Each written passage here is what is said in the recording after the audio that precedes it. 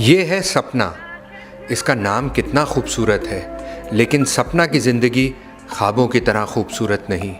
सपना और सपना की तरह के लोगों को हमारे माशरे में इम्तियाजी सलूक का सामना करना पड़ता है।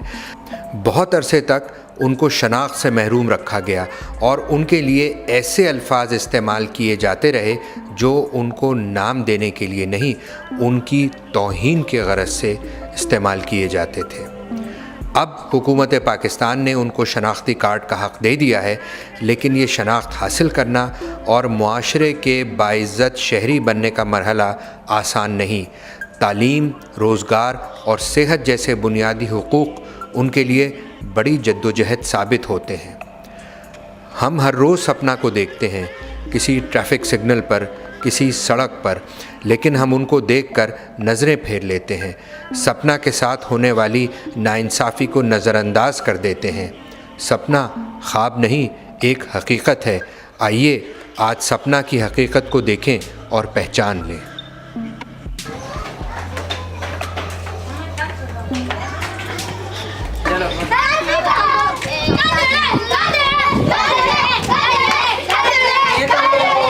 बदतमीजी कर रहे हो, क्या हो गया तुम लोगों को?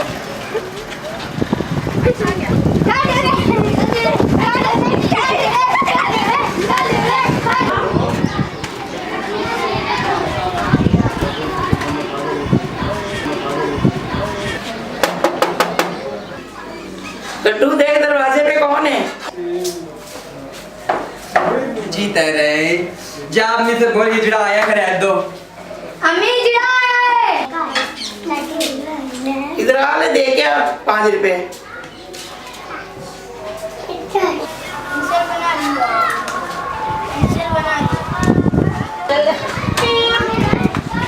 इधर तो आओ, कहाँ जा रहे हो?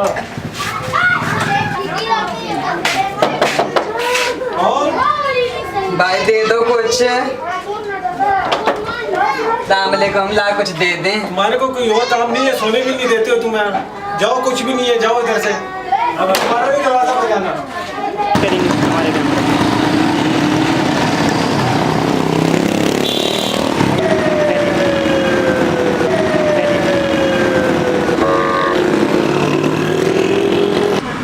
दे दे बाजी।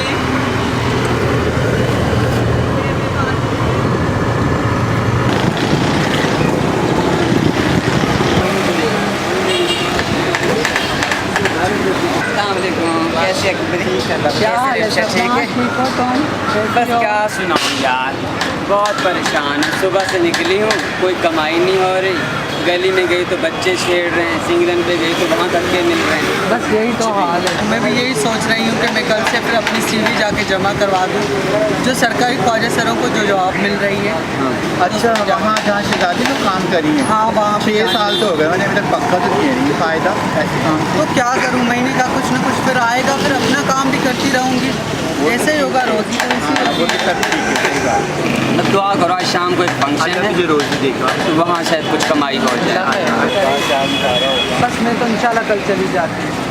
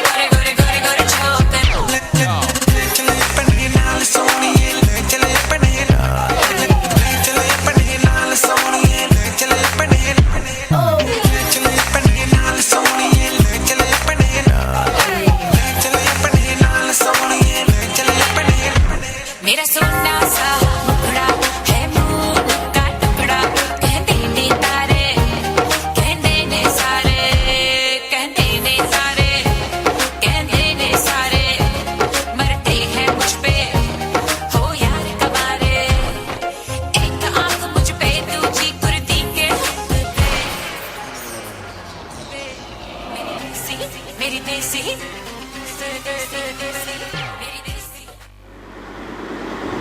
यही उस्ताद। लेने तो लोन ही, तो दफा हो जाओ। तुम्हारे जैसे बहुत मिलते हैं, सिंगलों में मिल जाते हैं 200-200 रुपए में। चलो दफा हो यहाँ से। आ जाते हैं पता नहीं कहाँ से मुंह उठा के।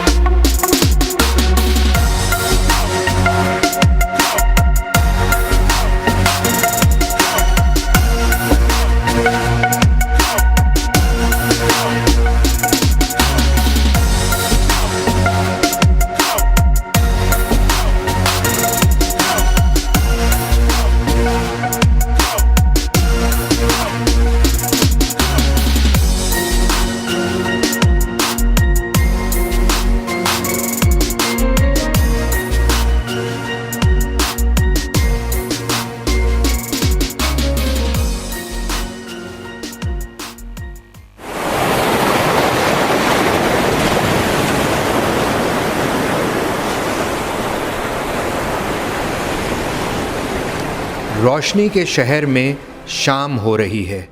सपना ने पहाड़ जैसी ज़िंदगी का एक दिन काट लिया, लेकिन और बहुत से लोग हैं सपना जैसे इस शहर में, इस मुल्क में, इस दुनिया में। कुछ लोग इनको बुरा भला कहते हैं, कुछ लोग इनसे डरते हैं, कुछ लोग समझते हैं कि ये उनको बद्दुआ दे सकते हैं। सपना के चेहरे पर ये सवाल लिखा है, मैं किसी को क्या बद्दुआ दे सकती हूँ? लोगों ने तो मेरी ज़िंदगी को खुद एक बद्दुआ बना दिया है। मैं आपके जैसा मर्द नहीं हूँ, मैं आपकी जैसी औरत नहीं हूँ, मगर मैं आपकी तरह इंसान हूँ। गोश्त पोस्ट का इंसान, जिसको चोट लगती है, जिसको तकलीफ़ होती है। जिस परवरदिगार ने आपको रंग रूप दिया, उसी ने मेरे हाड़ मांस और मिट्टी को भी तख्लीक़ किया। मुझे अधूरा न समझो, मुझे इंसान समझो। मैं पूरे इंसान का सपना हूँ, आपका अपना हूँ।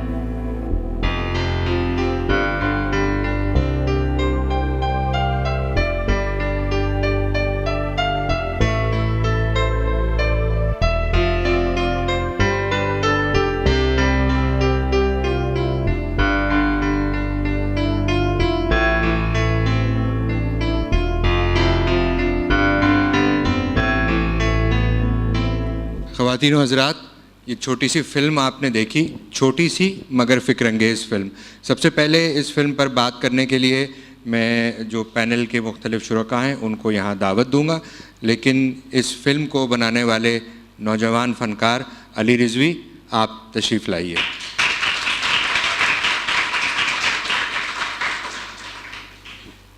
इसके बाद मैं दावत देना चाहता हूँ public health specialist doctor Yasmeen Kazi, मैंने सही नाम लिया ना, जो पैकर्ड फाउंडेशन की पाकिस्तान की सरबराह हैं और बैनुल अक़वामी शोहरत याफ्ता ख़ातून हैं पब्लिक हेल्थ और रिप्रोडक्टिव इश्यूज़ के हवाले से।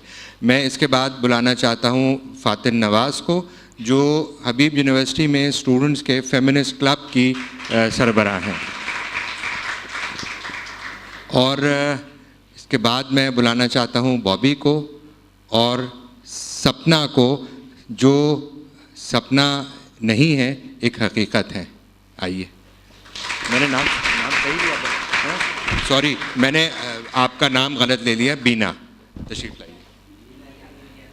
आई एम सो सॉरी, बिंदिया, मैं बहुत माजरत खा हूँ, बिंदिया तशरीफ़ लाइए। आप इधर बैठे, हाँ, क्योंकि आप फिल्म को इंट्रोड्यूस कराएंगे। इस फिल्म में फ़िल्म की क्वालिटी के अलावा पाकिस्तान के माशरे के बहुत से मसाइल भी नज़र आते हैं, और मैं उनके बारे में बात करने के लिए सबसे पहले डॉक्टर यास्मीन काजी आपसे दरख्वास्त करूँगा। शुक्रिया आसिफ। सबसे पहले तो मैं अली आपको मुबारकबाद देना चाहती हूँ। Congratulations on picking up a subject which is not always easy to handle. और अली जो है वो हमारे पैकेट फाउंडेशन के की तरफ से एक यूथ लीडरशिप प्रोग्राम में गए थे सैन फ्रांसिस्को में। 5 यूथ थे जिनको हमने सेलेक्ट किया था after a very rigorous selection process. उसमें एक अली थे, और फिर इनको कुछ मॉडेस्ट से सीड ग्रांट मिली थी जिसमें इन्हें प्रोजेक्ट्स करने थे। इत्तला हमें यही मिली कि अली ने जो है उसको इस्तेमाल किया, जो कि इनकी पहले से एक्सप्रेशन ऑफ इंटरेस्ट था कि बनाएंगे। I think it was done pretty well, और काफ़ी अच्छा एक दिन का जो आपने सपना का साइकिल दिखाया कि सुबह से लेकर रात किस तरह से क्या क्या मसाइल हैं और क्या क्या हैं। चूँकि हमारी जो कोलीग बैठी हैं, बहुत सारे सोशल इश्यूज़ हैं, बहुत सारे जो फेमिनिस्ट इश्यूज़ हैं वो भी इसमें नज़र आए, और एक्सक्लूजन, मतलब हम लोगों की I think as a society we are more always we are more prone to exclude people than to include them. और जो एक्सक्लूजन होता है वो बड़े सोशल कंस्ट्रक्ट होते हैं, बिकॉज लड़का होता है या लड़की होता है, और कभी भी इसके अलावा कोई बात नहीं की जाती है। और इसमें आई थिंक फैमिली स्ट्रक्चर से ज़्यादा हमारे एक सोशल स्ट्रक्चर का भी, हम मैं और आसिफ ने एक साथ पढ़ा है डॉ मेडिकल में, हम डॉक्टर्स हैं, लेकिन हम बताएं हम डॉक्टर्स को भी उस तरह से नहीं ट्रेन किया जाता है। जैसे मुझे तो किसी ने नहीं ट्रेन किया कि अगर आपके पास कोई ट्रांसजेंडर आए तो आप उससे किस तरह बात करें, आप उससे क्या सवाल पूछें, या आपको किस तरह है, या कोई यंग बच्चा है, सिर्फ ट्रांसजेंडर की बात नहीं करी, कोई यंग सेक्सुअली एक्टिव बच्चा है तो आप उससे किस तरह बात करें, या फिर ये कि कोई ऐसा जिसको कोई सेक्सुअली ट्रांसमिटेड इन्फेक्शन या HIV है, आप उससे किस तरह से बात करें। तो मतलब ये है कि हमारे यहाँ ये जो एक बड़े स्टीरियोटाइप्स के हैं कि भाई वो एक टिपिकल कॉन्स्ट्रक्ट है कि उसी में आपको फॉलो करना है और उसी में आपको करना है। तो मैं सपना से ये कहना चाहती हूँ कि आपकी जो कम्युनिटी है वो ज़ाहिर है बहुत ऑब्वियसली नज़र आती है जिसको कि एक्सक्लूड किया गया है, लेकिन ऐसे बहुत सारे लोग हैं।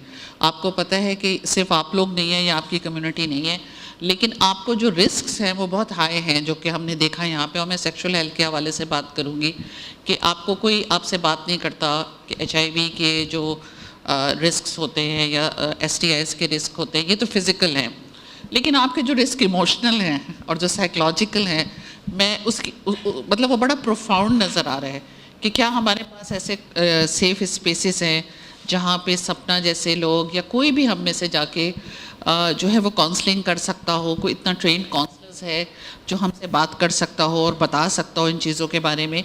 आई थिंक नहीं है, और इसमें हम लोग ट्रेन नहीं होते और हमें पता नहीं होता।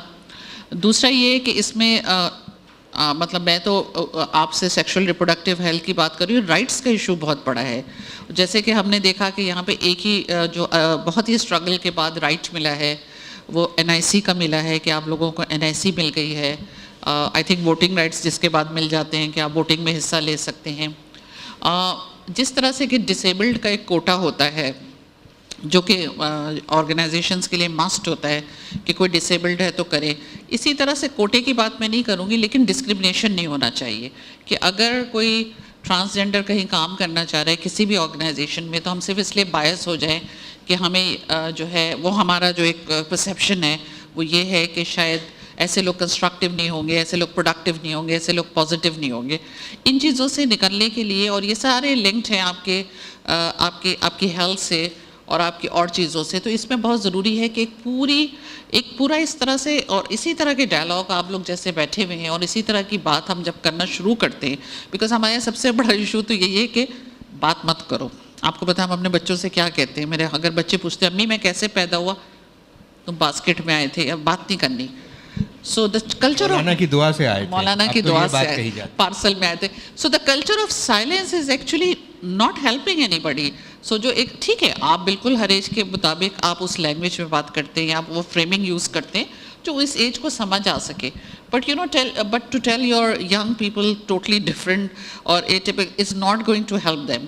एक हमारा बहुत बड़ा मूवमेंट है, अली उसमें शामिल हैं, कि यंग लोगों से जितनी जल्दी आप SRHR पे बात करेंगे उतने ज़्यादा वो रिस्पॉन्सिबल होंगे, they would know how to handle all these issues very well.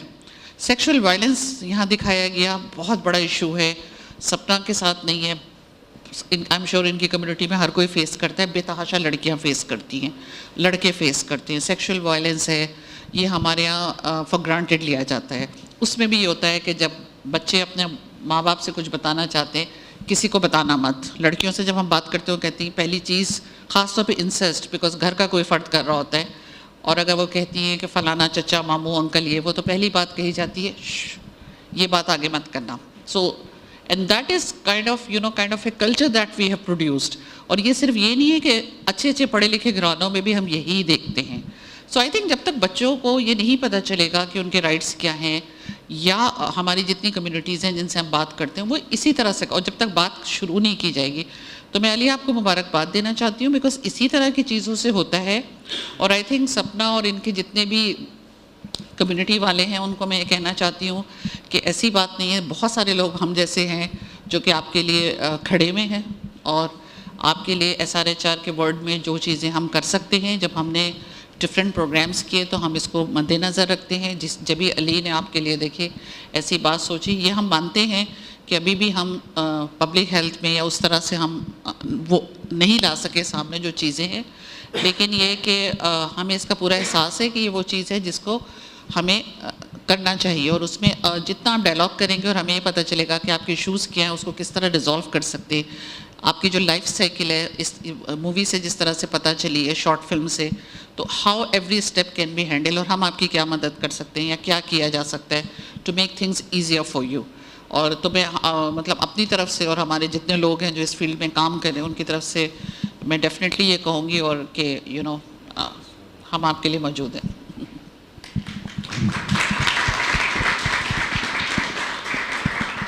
Doctor Yasmeen काजी, आपने एक तो पॉइंट ये बड़ा अच्छा उठाया कि डॉक्टर्स और हेल्थ वर्कर्स को भी ये नहीं पता होता कि ट्रांसजेंडर्स के साथ किस तरह सपोर्टिव सलूक करना चाहिए, और ख़ास तौर पे वो नौजवान जो सेक्सुअल मामलात पे मदद करने के लिए आए हैं। और दूसरी बात ये कि ट्रांसजेंडर्स के साथ जो सलूक होता है वो माशरे में सेक्स रिलेटेड मसाइल के बारे में हम जानते नहीं कि क्या करना चाहिए, तो नावाक़ियत खौफ को भी जन्म देती है और बाज़ दफ़ा हम वायलेंस क्रिएट करते हैं। मैं अगला सवाल करने से पहले अली के उस्ताद मोहतरम मुझे कोने में छुपे हुए बैठे हैं जमील देहलवी साहब, मैं आपको ख़ास तौर पे खराज तहसीन पेश करना चाहता हूं कि आपके शागिर्द ने इतनी उम्दा फ़िल्म बनाई। शुक्रिया जमील देहलवी साहब।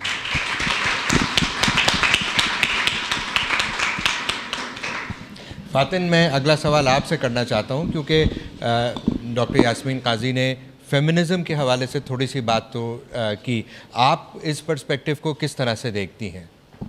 तो जिस तरह डॉक्टर यास्मीन ने हमें कहा, ये जो लड़के और लड़की की, हम जो सबसे पहला question when a baby is born, सबसे पहला सवाल यही होता है लड़का है या लड़की।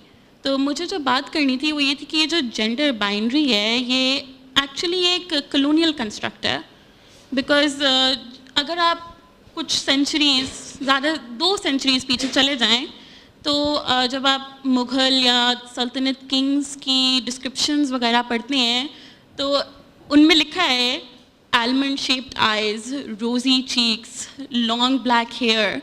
ये जो सारे डिस्क्रिप्शंस हैं, these are very what we would call feminine, but उस ज़माने में they were not considered feminine because ये बाइनरी था नहीं, feminine, masculine, female, male, there was more than that. और हमें ये देखना चाहिए कि ये जो हिस्ट्री है ये एक कॉलोनियल कॉन्स्ट्रक्ट हो गई है और हमारी अपनी हिस्ट्री में ये था नहीं पहले। और अगर सही है, अगर कुछ लोगों को इससे थोड़ी सी प्रॉब्लम है कि जेंडर बाइनरी है, तो उसके अलावा you do see a third sex. हम ख्वाजा सिराज हमारे साथ हैं, हम उसको कॉन्स्टिट्यूशनली रिकग्नाइज करते हैं, तो उसके बारे में फिर हम बात क्यों नहीं कर रहे? सो व्हेन वी शुड, हमें जब ये बात करनी है तो हमें इसको एक स्कूल लेवल पे लेकर आना है। Specifically talking to the students here कि आप लोग इनको बुलाएं, इनसे बातचीत करिए, बिकॉज जब आप थर्ड सेक्स के बारे में, या थर्ड सेक्स भी नहीं, अदर सेक्स के बारे में जब आप बात करते हैं तो आप ये उनके बगैर नहीं कर सकते। That's not right. When you are talking about a community, वो कम्युनिटी आपके साथ शामिल होना बहुत ज़रूरी है। हम बहुत लकी हैं हबीब यूनिवर्सिटी में, क्योंकि हमें काफ़ी सपोर्टिव एडमिनिस्ट्रेशन मिली है, and we have students like Ali with us, and we been very lucky to have Bindiya भी हमें विज़िट कर चुकी हैं रिफ़ी के साथ, एंड हमने ये कॉन्वर्सेशन वहाँ पे शुरू कर दी है। तो I would encourage other students from other universities to also take up this matter and to invite people like Bindia and Sapna, and definitely Ali ने जब इतनी अच्छी शॉर्ट फिल्म बना दी है तो उसकी भी स्क्रीनिंग डेफिनेटली एक होनी चाहिए। आपने बहुत मुश्किल बात की है फ़ातिन कि बिंदिया और सपना जैसे लोगों को अगर यूनिवर्सिटीज़ में बुलाया जाए या कॉलेजेस में, हमारे यहाँ अयान अली को तो बुलाया जा सकता है, मैं उनको क्रिटिसाइज़ नहीं करना चाह रहा, लेकिन जो इनको बुलाने से हमारा एडमिनिस्ट्रेशन भी डरेगा, टीचर्स भी डरेंगे, बहुत से स्टूडेंट्स भी डरेंगे। आपको अगर किसी यूनिवर्सिटी में बुलाया जाए तो आपको कैसा लगेगा? आप क्या बात करेंगी वहाँ पे? मुझे मेरे ख्याल वाला नहीं कर। सबसे पहले मैं अपना तारुफ करवाना चाहूँगी। मेरा नाम बिंदिया राना है, focal person and Sindh, president and Zia. बहुत सारी बातें हुई और बहुत सारी, क्योंकि फर्स्ट दफ़ा मतलब हबीब यूनिवर्सिटी वालों ने मुझे दावत दी थी कि हमारी बच्चों को आके आप लोग अपने बारे में बताएं, जो हमारा इदारा है जो रन्स कर रहा है, और बहुत सारी चीज़ों को डॉक्टर साहिबा को भी पता नहीं था, तो मैं चुप बैठी थी कि अपनी बारी का इंतज़ार कर रही थी। दरअसल बात यह है कि जब से सुप्रीम कोर्ट के अहकामात आ गए, 2% हमारा कोटा है वो, उसके अंदर जॉबों का, और मैं डॉक्टर साहब को खुशी की बात ये भी बताना चाहूँगी, 3 ख्वाजा सरा सोशल वेलफेयर डिपार्टमेंट में सरकारी जॉब्स पे हैं, और 17 ख्वाजा सरा जो है कंटोनमेंट बोर्ड में रिकवरी अफसर है।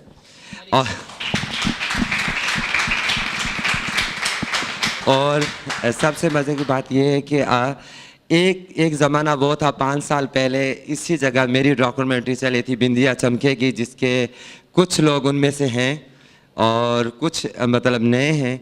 और दूसरी बात है कि वो ज़माना चला गया कि जब हमें लोग देख के हिचकिचाते थे, जब लोग हमारी बात नहीं सुनते थे।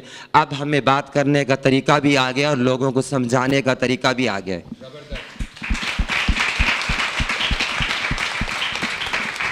और अब कोई अगर एक दफ़ा हमारे अगर दफ्तर में आए तो वो 10 ईमेलें करता है कि फ़िलहाल कॉलेज में बिंदिया जी ये हमारा सेमिनार है, आपके पास टाइम है? तो मैं 10 दफ़ा बोलती हूँ कि नहीं, सब्र करो, अभी मेरे पास टाइम नहीं है।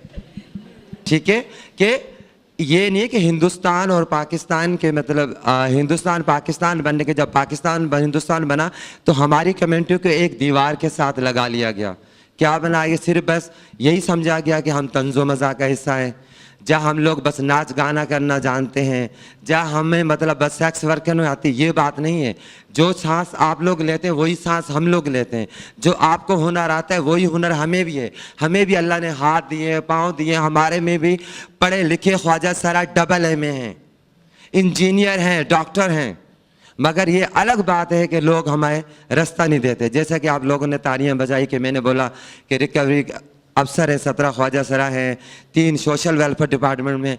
मैं आप लोगों से सवाल पूछती हूँ, हमारी ऑर्गेनाइजेशन ख्वाजा सराओं का जेंडर एक्टिंग अलायंस का ये रिकॉर्ड रहा है, अगर किसी बच्चों से तशद्दुद हुआ तो हम कराची प्रेस क्लब पे मैदान में निकले, पूरे सिंध के प्रेस क्लब पर मैदान पे निकले।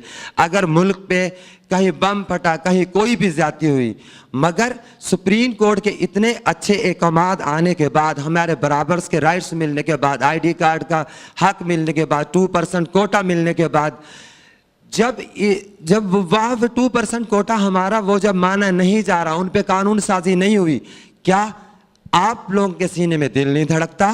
क्या आप लोग हमारे लिए क्यों नहीं मैदान में निकले? हम तो सबके लिए मैदान में निकले। बात यूं नहीं बनेगी कि अगर एक के मुंह पे तमाचा लगे और दूसरा खड़ा होकर देखता रहे कि यार ये तो इसका मुंह था। जब हम ये सोच के आगे निकलेंगे कि आज अगर इसके मुंह पे पड़ा हम नहीं निकलेंगे तो कल मेरे मुंह पे भी तमाचा पड़ सकता है। जब हम लोग ये सोचेंगे, अक्सर लोग मुझे ईमेल करते हैं कि जी बड़ी शर्मिंदगी होती है, आपके ख्वाजा सर इतने बदतमीज़ी करते हैं, मॉल पे खड़े हुए मांगे बदतमीज़ी करते हैं, सिग्नलों पे सरेआम सेक्स वर्किंग करते हैं।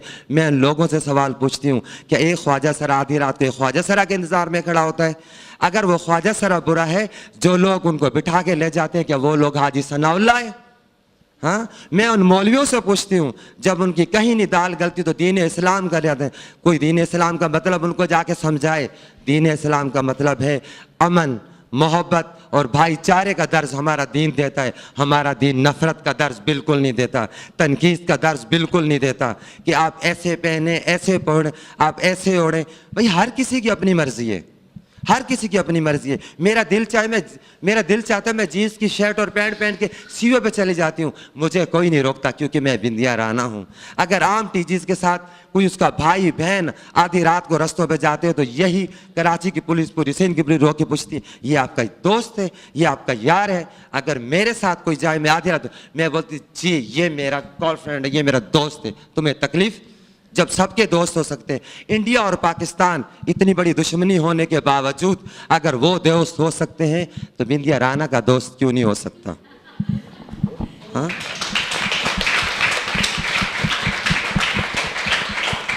तो बात ये नहीं है कि हम क्या कर रहे हैं। जब हम एक दूसरे को रास्ता देंगे, ये नहीं, हमें ये चाहिए कि जो चीज़ अगर सपना जानती है तो हमें सपना से सीख के आगे बढ़ना चाहिए।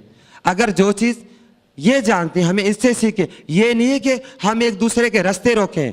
देखें, जोर से ज़बरदस्ती से हम किसी मुल्क पे तो कब्जा कर सकते हैं, मगर उस मुल्क के रहने वाले लोगों के दिलों पे कब्जा नहीं कर सकते।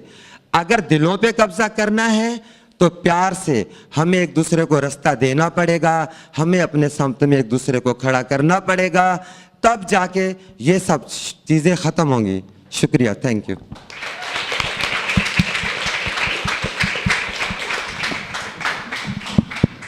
शुक्रिया बिंदिया, आपने इतनी अच्छी बातें की कि और लोगों के लिए मौका नहीं छोड़ा।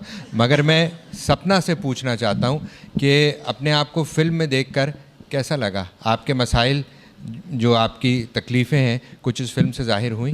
अस्सलाम वालेकुम, मेरा नाम सपना है। मुझे इस फिल्म में काम करके बहुत अच्छा लगा। हमें अपनी तकलीफ़ दिखाने का मौका मिला, बहुत अच्छा लगा। और हम आपसे यही चाहते हैं कि आप हमारी इज़्ज़त करें, और कुछ नहीं चाहिए हमें।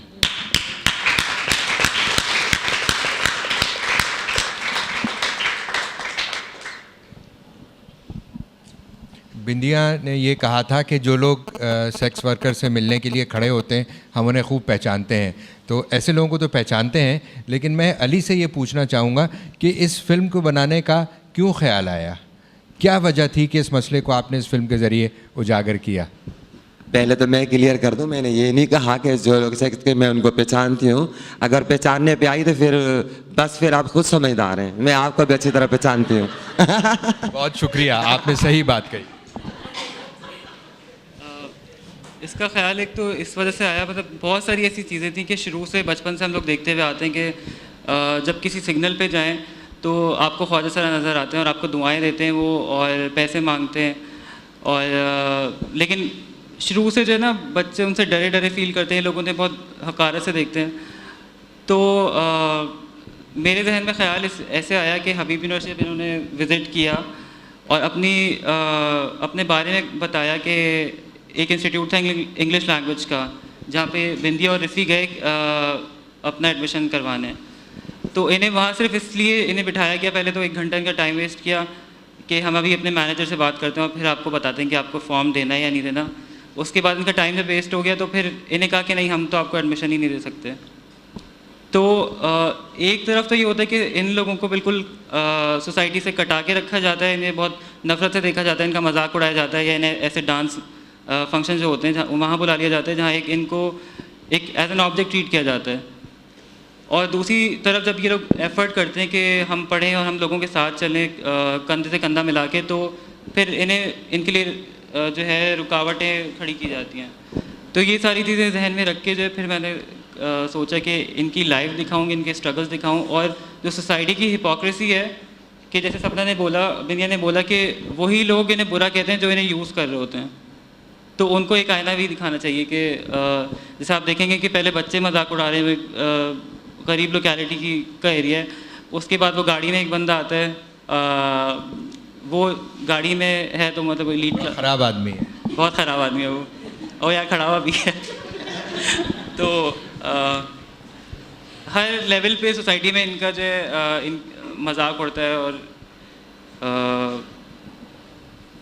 मेरे ख्याल है एक पॉइंट और जो डॉक्टर यास्मीन काजी ने बहुत अहम बात कही थी, और मैं अपना ये एक्सपीरियंस शेयर करूं कि डॉक्टर होने की वजह से जब कभी इस तरह का कोई पेशेंट सामने आया तो हमें ख़ुद नहीं मालूम था कि इनको किस तरह हैंडल किया जाए, क्या किया जाए। और मैंने ये भी देखा कि बहुत से ख्वाजा सरा वो हेल्थ केयर सीख नहीं करते, उनको बड़ी मुश्किल होती है आम चीज़ों के लिए भी डॉक्टर के पास जाने में, क्योंकि डॉक्टर उनके साथ सही रवैया, सलूक, असेसमेंट वो नहीं कर सकते।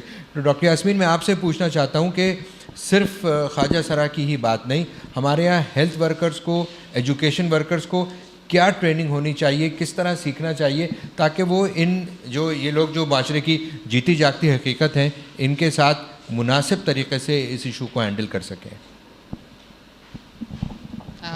पहले तो मैं कहूँ कि थैंक्स कि आपने मुझे इन्फॉर्म किया। मुझे ये ज़रूर पता था कोटे का, लेकिन जो मेरा मकसद था वो इम्प्लीमेंटेशन पे था।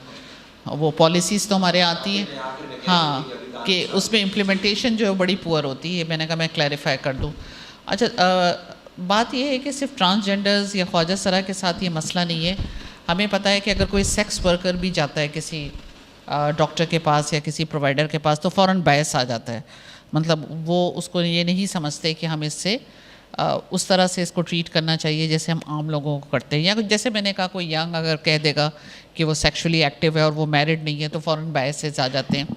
तो हमारे यहाँ बड़े जो प्रोवाइडर्स की ट्रेनिंग है वो बड़े स्टीरियोटाइप में होती है कि भाई या तो एक बच्चा है या फिर वो एक अडोलसेंट है जो कि जिसका जो सेक्सुअल वर्ड से बहुत दूर रहता है, या फिर वो जब होता है तो वो शादीशुदा होता है, और इसके अलावा जो है और कोई चीज़ नहीं होती। तो उसमें ज़ाहिर है ख्वाजा सरा जो है उनको तो मतलब उनसे बात करना या उनसे, तो आई थिंक जो हमें ज़रूरत है वो हमें प्री सर्विस करिकुलम और इन सर्विस करिकुलम दोनों में रिफॉर्म्स की ज़रूरत है कि हम ये चीज़ें डाल सकें। जहाँ हम सेक्सुअल हेल्थ की बात करते हैं या जहाँ हम रिप्रोडक्टिव हेल्थ SRHR की बात करते हैं, वहाँ पे जो ये एक्सक्लूसिव ग्रुप्स हैं या वो ग्रुप्स हैं जो कि उनके लिहाज से एटिपिकल होंगे, हालांकि they are a part of mainstream, कि उनसे आप किस तरह से सवालात करें या किस तरह से आप उनसे पूछ सकें। और मैं ये बिल्कुल, आपने इस बात सही कही कि जो हमारी इन्फॉर्मेशन है, और आप इंडिया करेक्ट करिएगा अगर नहीं है, कि ये झिझक है कि वो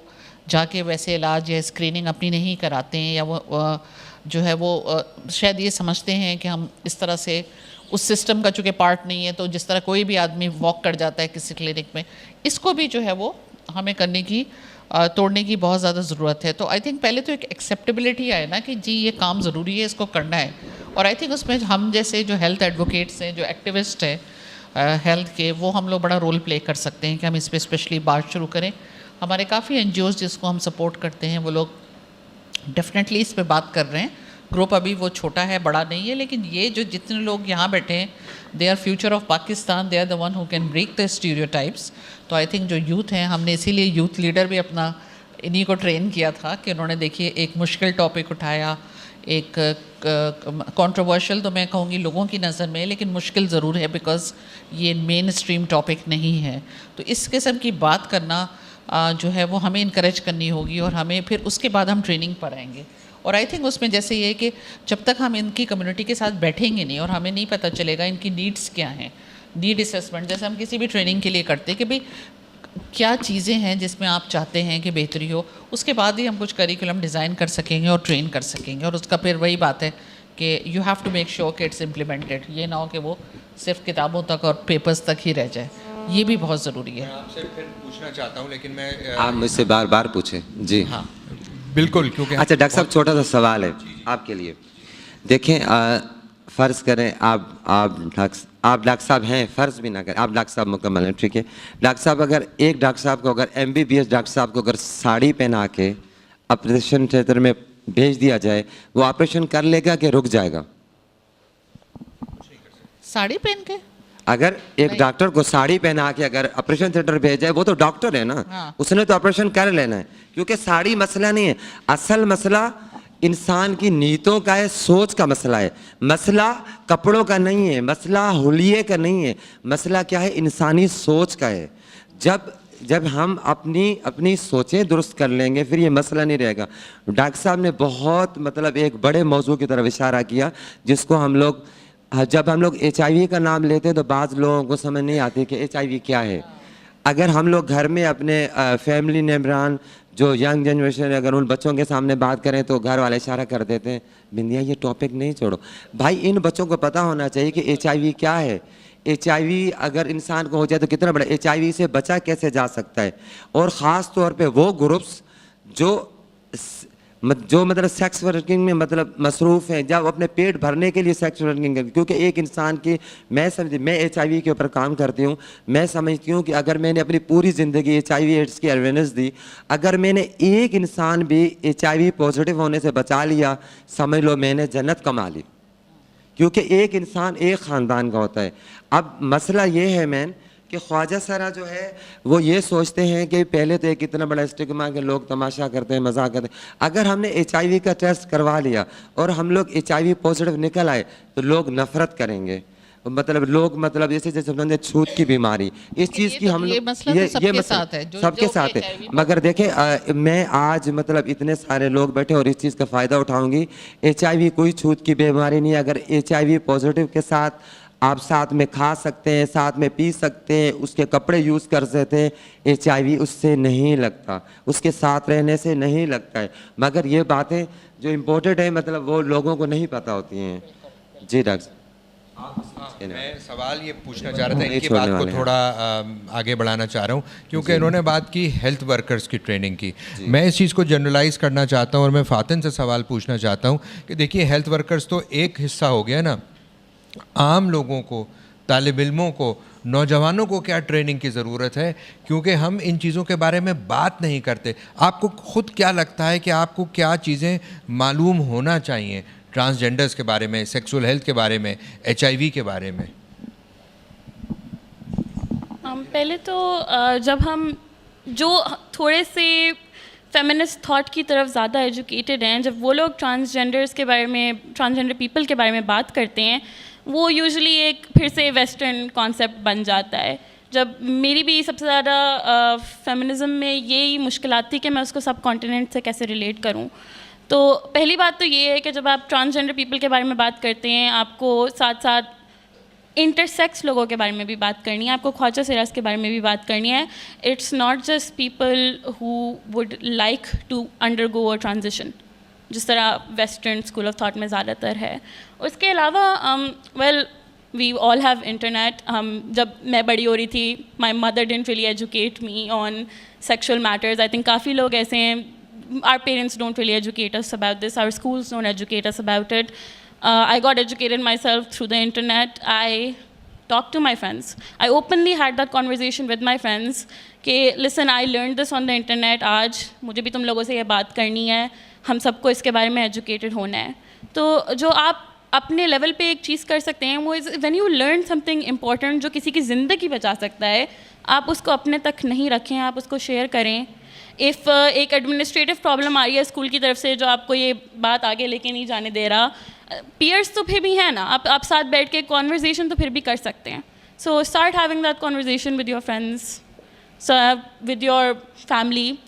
bye family I mean okay, अगर आप लोगों को पेरेंट्स से बात करने से कोई शर्मिंदगी है, so you can talk to at least your siblings. आप जिन को कॉन्वर्जेसन स्प्रेड कर सकते हैं उतना हमें अपनी तरफ से करना चाहिए।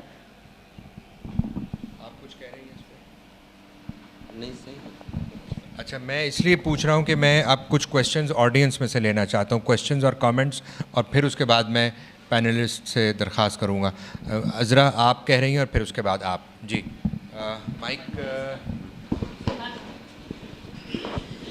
बहुत अरसे से एक सवाल मेरे जहन में मौजूद है इन लोगों के हवाले से, और अक्सर मैं इन लोगों को जब सड़क पे देखती हूँ, गाड़ियों के पास आते हुए देखती हूँ, और जो बिहेवियर देखती हूँ अंदर के बैठे हुए मर्दों का, तो फिर बहुत देर तक सोचने पे मजबूर हो जाती हूँ।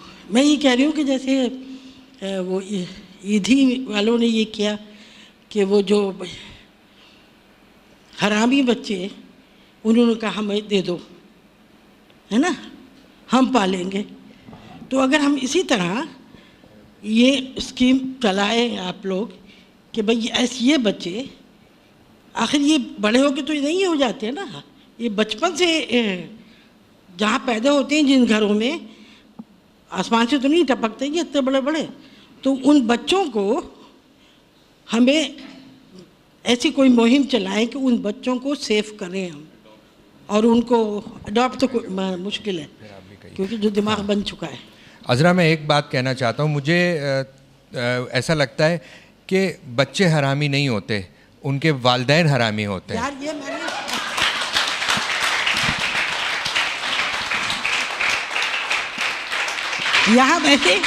यहाँ मैंने जानबूझ के ये बात की है। अगर आपने ट्रिगर करने के लिए किए, बिकॉज आई वाज शॉक्ड। आप किसी बच्चे नहीं, को आप किसी शख्स को भी नहीं कह सकते। और हम देखिए एक बात सुनो, मैंने इस बात को इसलिए किया था। नहीं मैं आपसे बात कह रही हूँ कि हमें जजमेंटल नहीं होना चाहिए किसी के लिए भी। इन्होंने इससे भी इत्तेफाक नहीं करती, पेरेंट्स भी नहीं कर सकते। अच्छा, जो मैं बात कर रही हूँ वो ये है, आप अपनी बात पूरी कीजिए फिर बिंदिया। हाँ, कि मुहिम अगर हम ऐसी चलाएं, इस तरह की हो कि जिनके घर पैदा होते हैं ये, उनसे इस तरह कहा जाए जैसे ईदी वालों ने किया ना कि भाई लाओ वो बच्चे हमें दे दो, ताकि ये बच्चे शुरू से ऐसी जगहों पे चले जाएं जहाँ ये इनको तालीम मिले, इनको एजुकेशन मिले, इनका पूरी तरीके से इनकी तरबियत हो जैसे घरों में आम बच्चों की होती है। तो ये क्यों छोड़ क्यों दिया जाता है कि तुम इस हालत में बड़े एक सेकेंड आप, मुझे पता है, लेकिन आपका अच्छी राय है, लेकिन मुझे लग रहा है ये भी एक्सक्लूजन है, because you are telling them not to be part of the mainstream. आप अपने ग्रुप के साथ आगे बढ़े, आप मेन लोगों में नहीं बैठ सकते। सॉरी, ये मुझे देखिए एक मिनट में जरा सवाल का जवाब दें। पहली बात तो ये है कि आप उस टेक्निकल कंप्यूटर दौर में चल रही हैं जहाँ कोई मुर्गी का बच्चा नहीं देता, आप बच्चों की बात कर रही हैं बच्चे दे दें। एक बात तो ये, और दूसरी बात ये है कि ये सपना अपनी फैमिली मेम्बरों के साथ रहती है जी। और बहुत सारे ख्वाजा सरा हैं जो फैमिली मेम्बरों के साथ रहते हैं। आप शरारती बच्चों में और इनमें बहुत फ़र्क है, माजूर बच्चों में और इनमें बहुत फ़र्क, हमारे में बहुत फ़र्क है। पहले तो आप किसी के नज़दीक जाएंगे, आपको पता चलेगा ना कि क्या है या क्या नहीं। दूर से देखो। अच्छा एक मिनट और भीख माँ, एक मिनट मेरा आपने सवाल किया, आप जवाब सुने ना मेरी, अब जवाब सुनने की हिम्मत पैदा करें ज़रा। मैंने सवाल ही नहीं किया, मैं तो नहीं आपने बात करी, मैं भी आपको बात ही कर रही हूँ। देखें, आपने बेशुमार औरतें देखी होंगी सिग्नल पे मांगते हुए, उनको भी ईदी सेंटर वालों को देना चाहिए। बेशुमार मर्द देखे हुए मांग रहे, उनको भी ईदी सेंटर में देना चाहिए, ठीक है ना। फिर हमारे वजीर आज़म, सदर सारे ही मांगते हैं, फिर सबको ही ईदी सेंटर वालों को देना चाहिए। हाँ, क्या ख्याल है फिर? हाँ सोचें फिर, है ना, बजाय कि जो इनको देता है, जो ये चीज़ हिला रहा है, उनको नहीं ईदी सेंटर वालों को देना चाहिए कि उनको बोलना चाहिए कि नहीं अगर दोबारा ये भीख दी तो ईदी सेंटर वालों को का काम दिया तो शाबाश मिलेगी। ये इसका जवाब है। देखो, मैं तो इसमें कोई एक ही बात है मेरी ये कि अगर शुरू से, अब जैसे ये शुरू से तो कोई भी माँ अपना बच्चा नहीं देती, क्या हो गया आपको? नहीं दे, लेकिन इसकी ग्रोन अप आगे ऐसी होती कि इसको एजुकेशन दी जाती और तो ये अपना कमाने के लिए। सपना को क्या है, जैसे तुम कह रही हो ना कि हमारे उस्ताद भी हैं, हमारे ये सब हैं, इसी तरह इसको भी मिलती, तुम्हें भी मिलती कि तुम एजुकेशन में जाते, तुम कहीं जाते और बताने तो मेरे पास मेरे पास एजुकेशन है। आप किस एजुकेशन की बात कर रही हैं? सपना भी 10 पढ़ी हुई है, आप किस एजुकेशन की बात कर रही हैं? मेरा ख्याल है बहुत अच्छी बात आप कह रही हैं। दोस्त आपका सवाल था। हाँ, अस्सलाम वालेकुम। मेरा सवाल सबसे है. I have these conversations about gay people, about anywhere. Anees Hussain हो जाए, मेरी नई यूनिवर्सिटी खुली है वहाँ पर हो जाए. There comes a point when we learn to agree to disagree. How do you take a conversation beyond that? और दूसरा सवाल, like how can an ordinary person like me support your community? इसका जवाब आप देंगी? मेरा ख्याल है पहली बात तो ये हमें करना चाहिए, सपोर्ट उस वक्त तरह से कर सकते हैं जब हम इनको समझें और इंसान की जो डिग्निटी है उसके साथ समझें. तरस खा के, रहम खा के, एक्सक्लूजन के क्राइटेरिया से नहीं, पूरे इंसानी वक़ार के साथ समझें. ये बुनियादी चीज़ है. आप इससे एग्री करेंगे? मैं क्वेश्चन पूछूं? जी. ओके, मेरा क्वेश्चन है लाइक जो हमारे पैनलिस्ट हैं कि ये जो स्टिग्मा है सोसाइटी में अबाउट ट्रांससेक्सुअल पीपल और जितने भी जो LGBT स्पेक्ट्रम के लोग हैं, राइट, तो वो उसका ओरिजिन क्या है? बिकॉज ऑब्वियसली अगर ये हमेशा से होता है, like we have these 3 genders, right, तो obviously there should be an origin point to that stigma it being developed. So I want to ask that. I am curious about that. That's your question, isn't it? जिस तरह मैंने शुरू में कहा, सब continent और बल्कि सब कॉन्टिनेंट के साथ ईरान की भी अगर आप हिस्ट्री देखें तो उसमें मेल फीमेल का कोई इतना रिस्ट्रिक्शन नहीं है.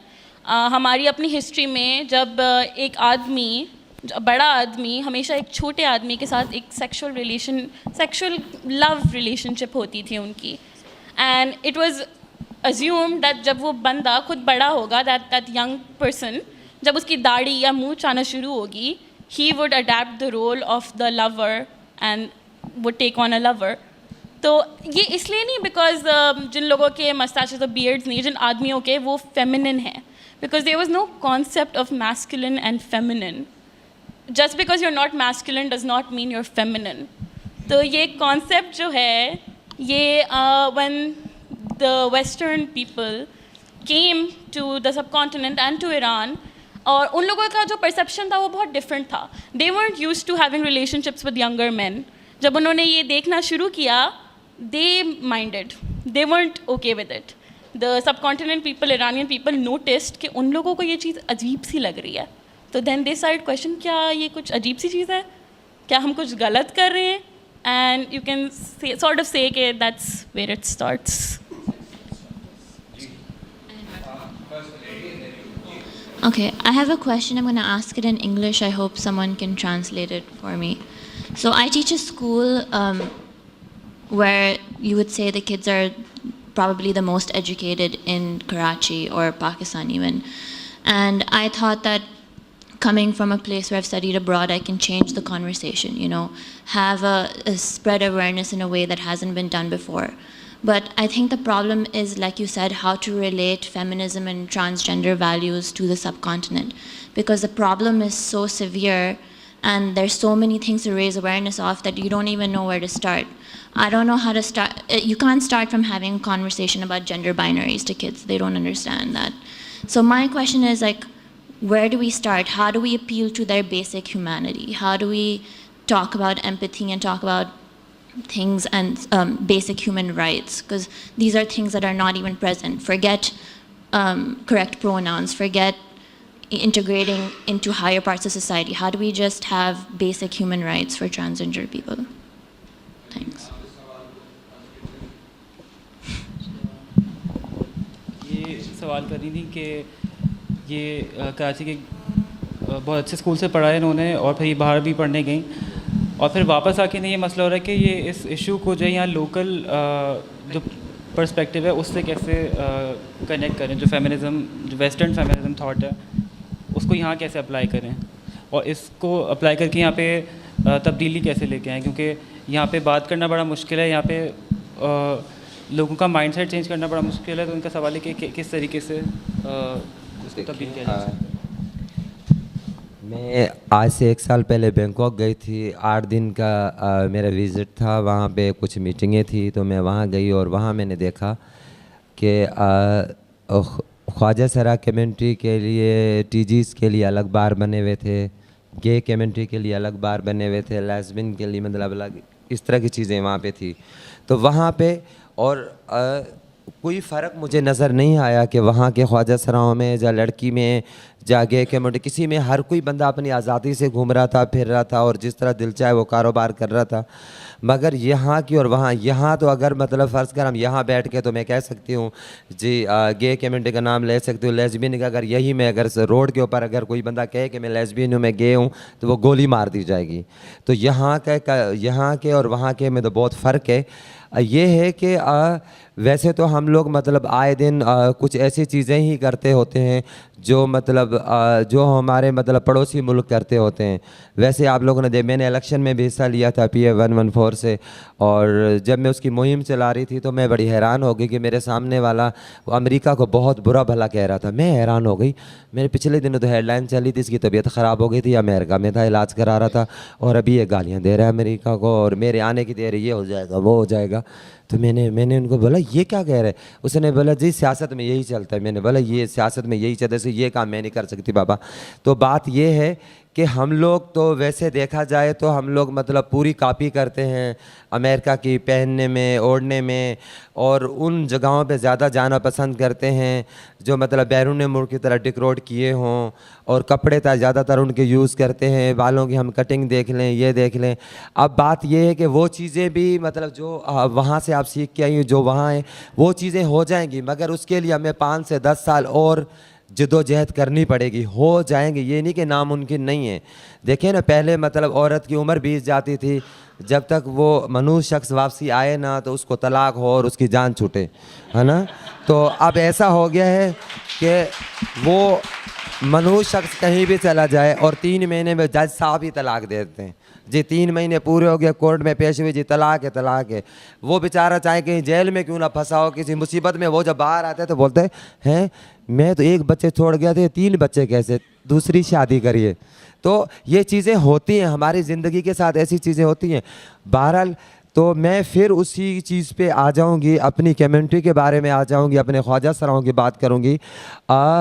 मुग़ल आज़म के दौर में ख्वाजा सराओं को रखा जाता था अदब-ओ-आदाब सिखाने के लिए, क्लासिकल तालीम देने के लिए रखा जाता था। इनको मेलात में इसलिए रखा जाता था, ये औरतों में भी बआसानी चले जाते थे, कोई टेंशन नहीं, मर्दों में भी चले जाते थे, और इनसे मतलब वो इनसे सलाह मशवरे लिए जाते थे, और इनसे सलाह मशवरे गवर्नमेंट के तहत लिए जा रहे थे कि आपके हम लोग क्या काम, क्योंकि उनको पता था कि ये बच्चे नहीं हैं इनके, ये नहीं, ये किसी लालच में बिकेंगे नहीं। तो ऐसी खिदमात के लिए रखा, अदब अदाब सिखाने के लिए रखा जाता था। मगर अब इतना के टेक्निकल दौर आ गया है कि लोग एक दूसरे की बात सुनने के लिए तैयार नहीं होते, और जैसा कि हक साहबा ने कहा कि आम कम्युनिटी को भी बहुत सारी मुसीबतें, आम लोगों को भी बहुत सारी, डबल में लड़कियां हैं बेचारी जो फाइलें लेके मारी मारी फिरती हैं, उनको कोई जॉब नहीं देता। इस तरह लड़के हैं, उनके माँ बाप पता नहीं क्या मुसीबतों से उन बच्चों को पढ़ाते हैं। जब वो हमारे ऑफिस में आते हैं वो कहते हैं मैम आपके पास कोई जॉब है तो हमें रख लें। तो ये प्रॉब्लम है हम सब के साथ हैं, मगर हमारे साथ तो डिफरेंट तरीका है ना, कि अगर मैं अपने ऑफिस में किसी लड़की को काम दूं और उनको कहूं कि आप जब भी आएंगी तालियां पीटती हुई आना, आपको तब रखा जाएगा। या एक लड़के को रखूं जॉब पे, भाई आप बाल बढ़ाएं तो तब आ गए। मगर हमारा ख्वाजा सरा अगर कहीं स्लीपर का काम भी कहीं करने के लिए जॉब को झाड़ी पोछे पे भी कोई रखे पहले तो उसको बोलेंगे आप जो है ना ये लेडीज़ कपड़े ना पहन के आना, कल से ना बाल छोटे करा के आ जाना। तो इस तरह के लोग सवाल करने शुरू हो जाते हैं। तो लोग ये नहीं सोचते कि हमें काम की क्वालिटी देखनी चाहिए, इस तरह का नहीं करना चाहिए। अगर मैं किसी लड़के को बोलूँ ठीक है भाई आप नाखून बढ़ा, आप अपने नाखून बढ़ाना और लेडीज़ कपड़े पहन के आना जी, बाल बढ़ाओ फिर आके मेरे पास जॉब कर सकते हैं, ये एक स्टिग्मा है जो हमें हटाने की ज़रूरत है। और यंग जनरेशन वो बोलते हैं भाई क्यों परेशान हो जाते हैं। कॉलेज में 2 चीज़ें सिखाई जाती हैं, लड़का है लड़की है, उनके ऊपर लेक्चर या दीगर दूसरे चीज़ों में। जब वो बच्चा समझदार होता है, जब वो अपने आप को समझने, दुनिया को समझने, जब वो तीसरी जिन्स देखता है तो वो डिस्टर्ब हो जाता है, औरत है मर्द है ये कौन है। तो इसलिए तो हर कॉलेज में चाहिए कि जहाँ इतने सारी मतलब वहाँ पे रखे होते भी 1 घंटे बाद ये पढ़ाना, 1 घंटे बाद, एक आधे घंटे के लिए 10-15 मिनट के लिए हर क्लास में एक ख्वाजा सराओं के बारे में अवेयरनेस का सेक्शन भी रखना चाहिए, ताकि वो बच्चे समझ सकें, वो एक दूसरे का हाथ पकड़ सकें, ताकि हम एक दूसरे के साथ चल सकें। जैसे कि सपना ने बोला कि मैं मतलब अली को शाबाश देती हूँ कि अली को बहुत सारी हम लोगों ने चीज़ें मतलब बताई, बहुत सारे कैटेगरी के लोगों से मिलाया अली को। मगर मैं सोच सोच रही थी कि शायद अली इस तरह का मौजू ना चुने। हर कोई बंदा चाहता है ना एडवर्टाइज हो, मिसाला हो। मैं शर्मीन उबे का नाम लेना चाहूँगी, उनके साथ भी हम लोगों ने डाक, मगर अली ने एक ऐसा मौजू चुनाया जो अली ने समझा कि जो सबसे ज़्यादा है। पता नहीं कितनी सपनाएं हैं जो रातों के गाड़ी में से धिक्के दे के उतारी जाती है, कितनी सपनाएं जो दरवाजे बजाती हैं दर दर। तो हमें चाहिए कि हम उनको घरों में काम दें। कई ऐसे लोग यहाँ पे बैठे हुए, कई सेमिनारों में गई, 10 ख्वाजा सरा जी हमें घर के काम के लिए चाहिए। वो हफ्ते बाद वो ख्वाजा सरा कहते हैं मैम हम तो वहाँ काम पे नहीं जाएंगे। क्यों? वो कहते हैं जी यहाँ रहना है, तुम्हारा कोई भी मिलने वाला नहीं आएगा। भाई क्यों? क्या मैं किसी जेल में आ गया हूँ? जब लड़की के दोस्त हो सकते हैं, लड़के के दोस्त हो सकते, ख्वाजा सरा का कोई दोस्त नहीं हो सकता, कोई भाई नहीं हो सकता, कोई बहन नहीं हो सकता। तो इस तरह की चीज़ें मतलब उसके ऊपर वो हाई करी जाती हैं। और मतलब नहीं जी, आप जो रात को मतलब आप रूम से निकल के रात को आप कमरे, आप मतलब बागीचे में क्यों टहल रहे थे? भाई मिर्ज़ा गालिब टहलता था, ये ख्वाजा सरा टहल गया तो क्या हो गया भाई? हाँ, तो इस तरह की चीज़ें होती है। जब हम लोग ये सब चीज़ें निकाल लेंगे जहन से, होगा इंशाअल्लाह ताला, ज़रूर होगा। अब तो हमें बराबर के राइट्स मिल गए, अब हम चुप नहीं बैठने वाले। ये अलग बात थी तो हम लोगों ने ये सोच के चुप बैठे रहे कि इतने सारे मुल्क को और भी मसले मसाइल हैं, औरतों के मसले हैं, बच्चों के मसले हैं और दीगर मसले, हम क्या मसला उठाएं? मगर आप एक ही इंसान को अगर दीवार से लगाए जाएंगे वो एक दिन चीखेगा। आज वो टाइम आ गया हम चीखे। और सुप्रीम कोर्ट का एक फ़ैसला आया था कि जी ख्वाजा सराओं का मेडिकल चेकअप किया जाएगा। तो नादरा वालों ने वहाँ जाके वह बड़ी लंबी चौड़ी तकरीर करी थी जिनमें नकली भी होते हैं असली भी होते हैं। तो उन लोगों ने बोला जी ख्वाजा सराओं का मेडिकल चेकअप किया जाएगा, सुप्रीम कोर्ट का फैसला आ गया। तो मैं कराची का प्रेस क्लब के भरपूर मुजाहरा किया। मैंने बोला ज़रूरी मेडिकल चेकअप होना चाहिए, औरतों का भी होना चाहिए, बंदों का भी होना चाहिए। क्या पता उनमें से भी कोई ख्वाजा सरा निकल आए। भैया अगर मेडिकल चेकअप होना तो फिर सबका होए ना, किसी का मुंह देख के आप क्यों आप मतलब बनाएंगे? तो फिर उसके बाद जी वो सुप्रीम कोर्ट का फैसला वो ख़त्म हो गया कि जी नो मेडिकल चेकअप। अब एक मौलाना साहब, मुझे उनका नाम याद नहीं आ रहा, कुछ दिन के पहले जी ख्वाजा सराओं को ये शादी है, मगर ख्वाजा सराओं का मेडिकल चेकअप होना चाहिए। पहले तो भाई अच्छा नहीं, मौलवियों का क्या मेडिकल होना है? हलवाई निकलेगा वहाँ से भाई, तुम रहने दो। हाँ, बादामों समेत हलवाई निकलेगा मेडिकल में और कुछ नहीं निकले वाला, आप फेल हो जाएंगे। मगर मैंने उनको एक तरकीब बताई, पहले आपके जो 700 फ़िरके बने हुए ना, पहले इनको तो एक कर लें, फिर हमारी बात करना।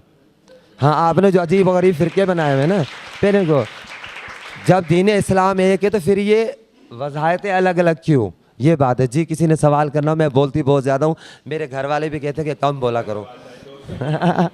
जी Hello. Assalamu alaikum. My name is Dr. Ali. I'll be responding to you, Dr. Yasmin.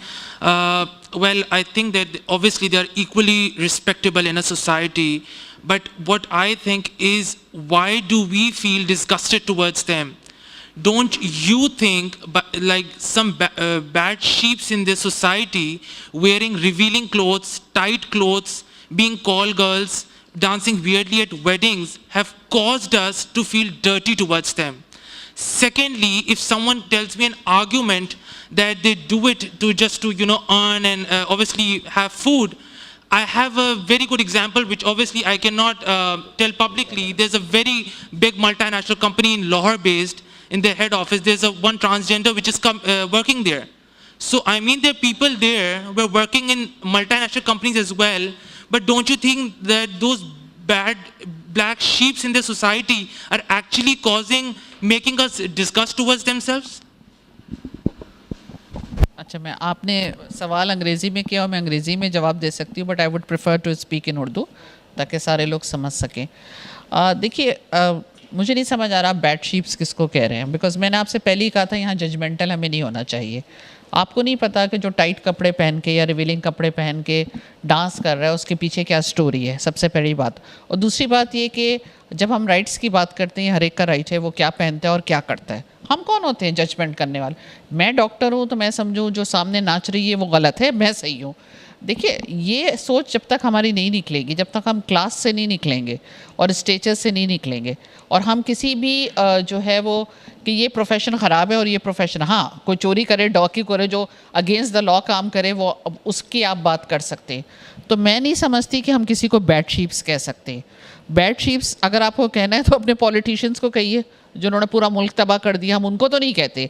Her cheese sexuality के अराउंड होती है कि जी एक औरत जो है वो टाइट कपड़े पहन के, रिवीलिंग कपड़े पहन के डांस कर रही है, तो सबसे ख़राब वही है इस मुल्क में, सारी मुसीबतें उसकी वजह से। उसी की वजह से मैं आपने देखा है मैं उस ग्रुप से निकल गई हूँ जी।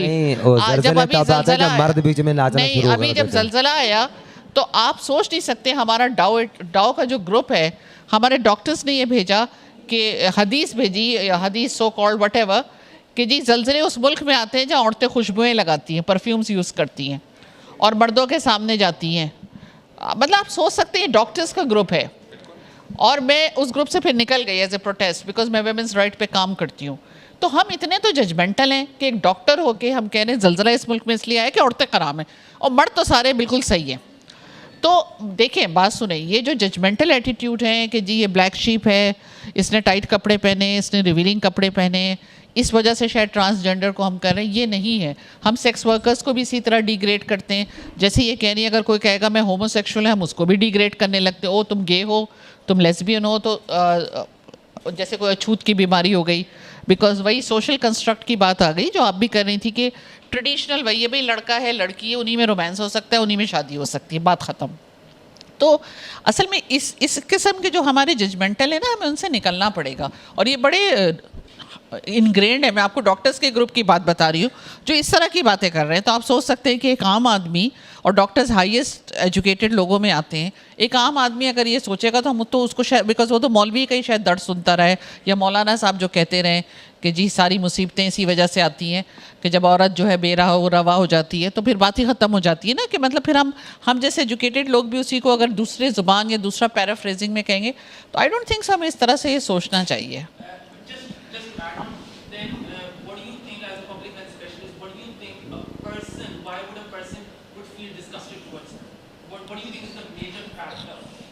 देखिए, ये आपके, वही मैंने कहा ना, स्टीरियोटाइप्स हैं।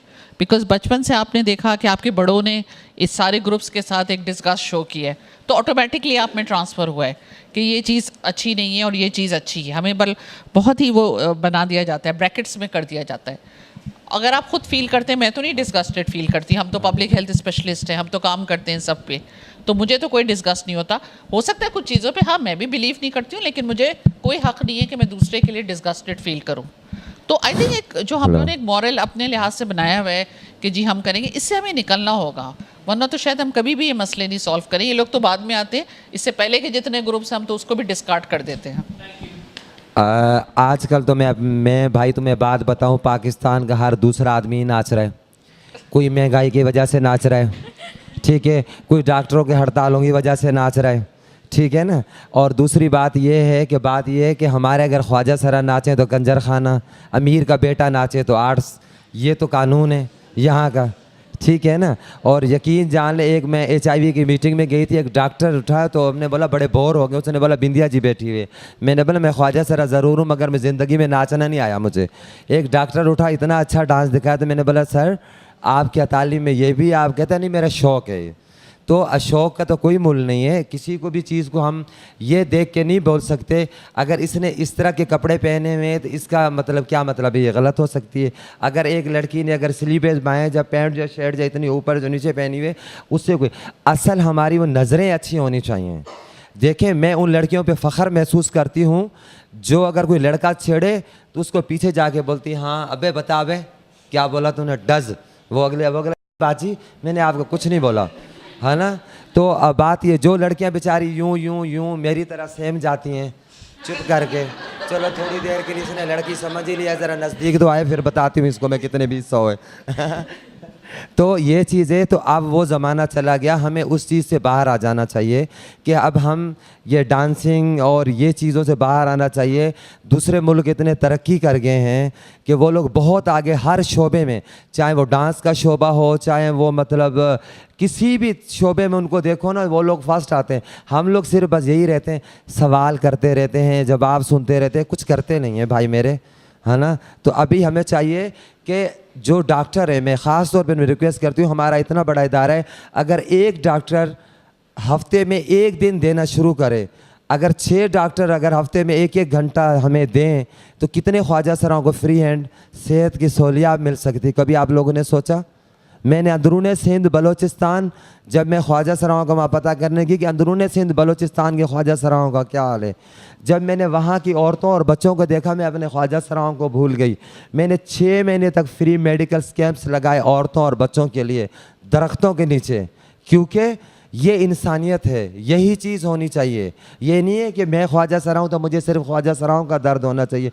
इंसान वही है जिसको सबके लिए दर्द होना चाहिए।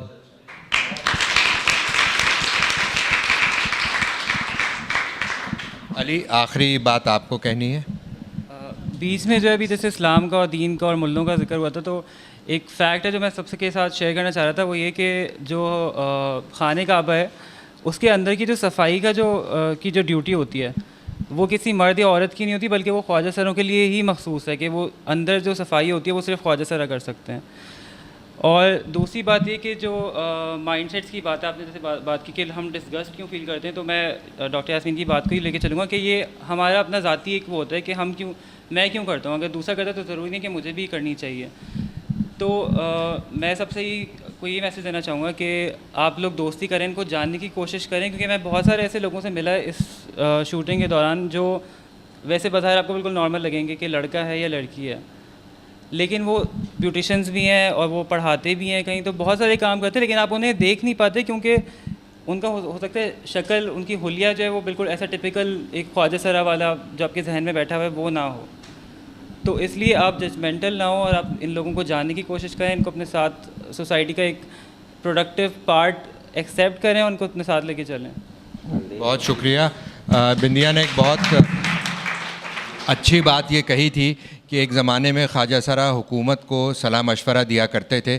मेरा ख़्याल है हमारे ज़माने में सियासत में ख़राबी इस वजह से आई है कि ख्वाजा सराओं से मशवरा लेना बंद कर दिया, वो चीज़ वापस आना चाहिए। मैं शुक्रिया अदा करना चाहूँगा सब पैनलिस्ट का, डॉक्टर यास्मीन आपका, फ़ातिन आपका, बिंदिया आपका, और सपना, आप जो सपना नाम की हैं लेकिन एक हकीकत है, और अली आपका शुक्रिया कि आपने फ़िल्म बनाई और इसके बहाने हमको बात करने का मौका दिया। जो बातें आज हमने सुनी हैं हम इस तरह से अपने जहन से तासुब निकालें और इंसानियत के हवाले से इस चीज़ पर गौर करें। और मैं भी सर आपका और सर जमील दिलवी का बहुत ज़्यादा शुक्रिया अदा करना चाहूँगा जिन्होंने इस फिल्म को जो है एक सपने से हकीकत बनाया, और पैकेट फाउंडेशन डॉक्टर यास्मीन काजी का। मैं आप सब लोगों की शुक्रगुजार हूँ कि आप लोगों ने जब सुना एक डॉक्यूमेंट्री ख्वाजा सरा की है और आप लोग उनको ज़ाहिर समझना चाहते थे, कोई आपकी सोच थी तो आप लोग आए। मैं आप सबको थैंक्स कहती हूँ और अली तुम्हें मुबारकबाद देती हूँ, इतनी छोटी उम्र में और इतने बड़े बड़े काम कर रहे हो, माशाल्लाह, और अल्लाह और तरक्की दे और अच्छे काम करें आप। और एक वो मेरी बहन काफ़ी देर से हाथ यूँ ऊपर कर रही थी, ये हम हैं, अगर सिंध असम्बली के लोग होते नहीं सुनते, आप कह दें जी।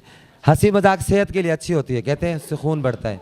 मुझे एक अनाउंसमेंट और कर दूं बिंदिया, एक बात और ये कहनी है कि ये फ़िल्म ऑनलाइन भी अवेलेबल है, और इस फिल्म को अब अली इंडोनेशिया में एक कॉन्फ्रेंस हो रही है बाली में, वहाँ ले जाकर इंटरनेशनल कॉन्फ्रेंस है और उसमें इस फिल्म की स्क्रीनिंग होगी ताकि हम इस मसले पर बात कर सकें।